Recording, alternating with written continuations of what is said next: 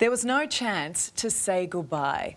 Paul Griffin was enjoying a drink with his son and mates at a Sydney pub on Melbourne Cup Day when he was allegedly coward punched.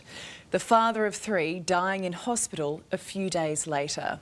Despite the judge describing it as violent and unprovoked, Paul's alleged attacker, Tarikia Singapoo, has been granted bail, even though he could spend up to 20 years in jail if found guilty. Paul's family is distraught, saying our justice system has failed them. Paul's wife Robin joins me along with Kayla, Dana and Jayden. Really appreciate you coming in. And Robin, you couldn't be here, you couldn't get through this without your beautiful kids, could you? Definitely not, definitely not. We've always been a very, very close family.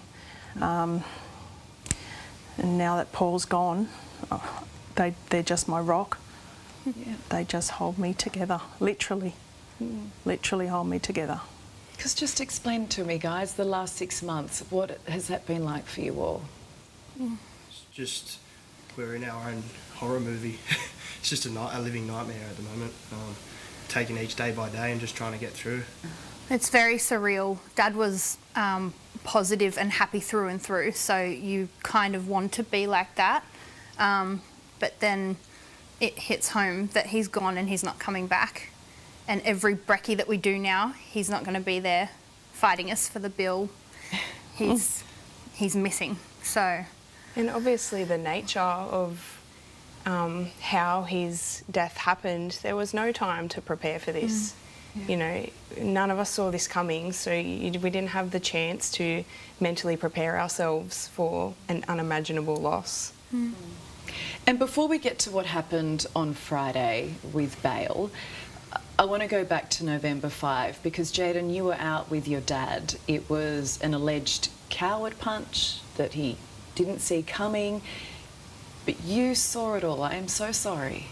Yeah, it's just a normal, you know, another day at the pub with Dad, and it all happened really quick. But you know, at first, you don't think anything of it either until you get to the hospital and you actually, the realisation kind of kicks in a little bit.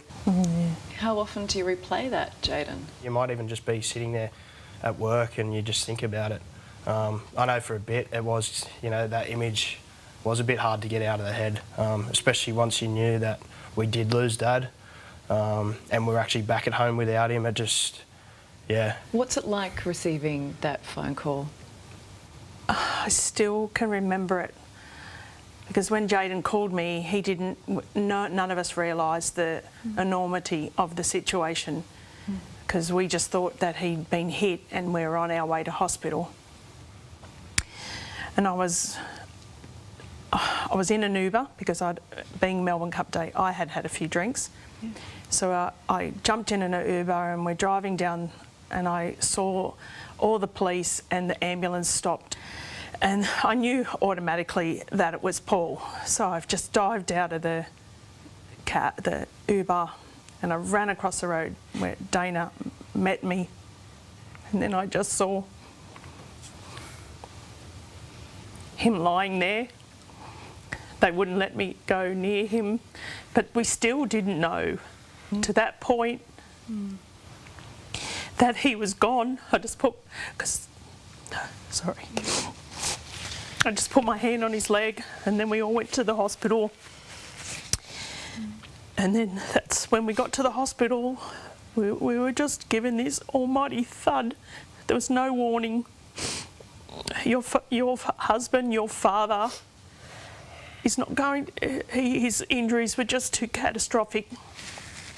But there you go, in that moment, your whole world just ripped apart. Absolutely. Yeah. Completely. And we now know that the accused is 43-year-old Tarikia Singapoo, and the court heard on Friday that he has a violent history. You were in court. What was your reaction when he was granted bail? I couldn't listen. I had to get up and leave.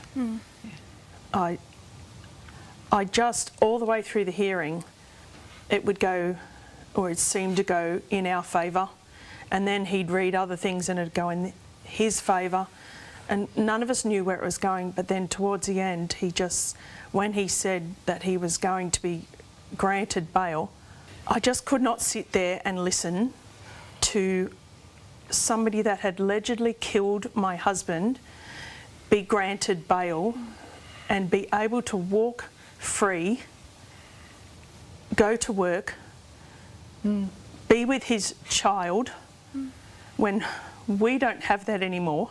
My children have lost their father. It's just unimaginable. The pain. Paul was killed all over again for us on Friday.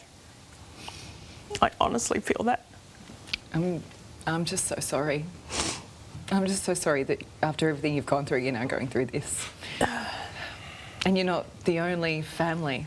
That's exactly right. And that is the concern moving forward. If this is the standard that our bail laws are setting, what incentive is there to do the right thing?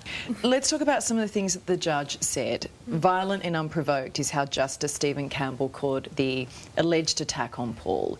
He noted if found guilty, the accused could spend up to 20 years in jail. He clocked that he had a 2-decade-long criminal history of assaults, even did jail time in 2008. I mean, you must have been sitting there hearing that thinking there is no way that this person is going to be able to walk free. That's why we thought, we were hoping that it would go our way. I'd never get to speak to Dad again. Have just a normal day-to-day conversation with Dad. I don't get to do that anymore. We don't get to do that. It's just, it hurts. As Mum said, he gets to go home to his family and we don't get to have Dad back. And on the reverse, Dad doesn't get to see his grandchildren grow up. No. He doesn't get to see us get married or, it's also what Dad's been robbed of his life with us. And there's a new baby, Kayla, coming in a couple of weeks. Plus a wedding. So that's when we talk about what's been taken. Your dad not walking you down the aisle. It's your little, let's say the sex of the baby, the little boy, not getting to meet or know his granddad. Yeah. We talk about Dad, but Dad's not going to be known to them, really. Yeah. My eldest is 3. He's not going to remember his Poppy, who he adored so deeply. But can I just say that what you're saying right now, this is what our judicial system needs to see. This is the impact of the decisions that they make on really beautiful, good families like yours. Correct. I mean, Dana, I know there was something in the court, how they referred to your dad that just incensed you during that hearing. Yeah, it was something that I found extremely challenging, and it was in the first couple of minutes of the hearing, the first time they mentioned it. They referred to Dad consistently as the deceased or the deceased person.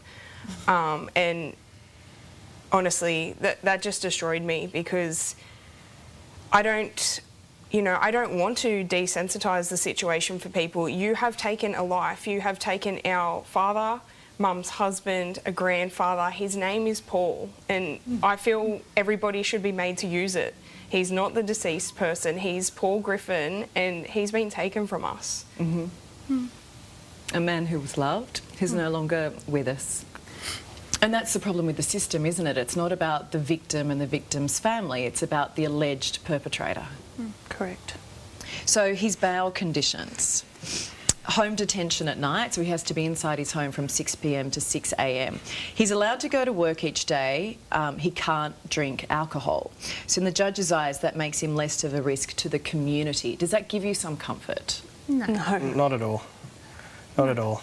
He gets to be at home. That's, I would stay home for the rest of my life if it meant we had Dad back at home with us.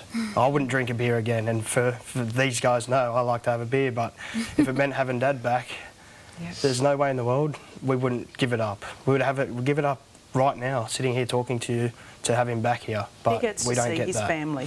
So this isn't the first time that this judge, Justice Stephen Campbell, has been slammed for a controversial decision. He's the one who sentenced Kieran Loveridge to just 4.5 years jail for the coward punch killing of Thomas Kelly. Now, that was more than doubled on appeal, but do you think it shows how out of touch some who sit on the bench are with what we expect, the community? Yeah. Sure. It just changes who the victim actually is in this situation, I think. Like, the focus is on making sure someone who has allegedly done something so horrific, they get a chance Dad did not get a chance.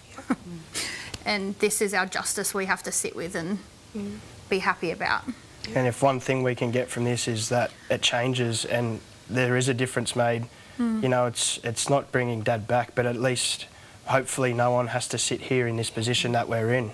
If Doesn't we can happen get to that to change, hopefully we save that happening to another family in the future. We wouldn't wish this pain on anyone. And it's, you know, it's our family and other families who have been through situations like this that suffer the life sentence. You know, it's not him, it's us.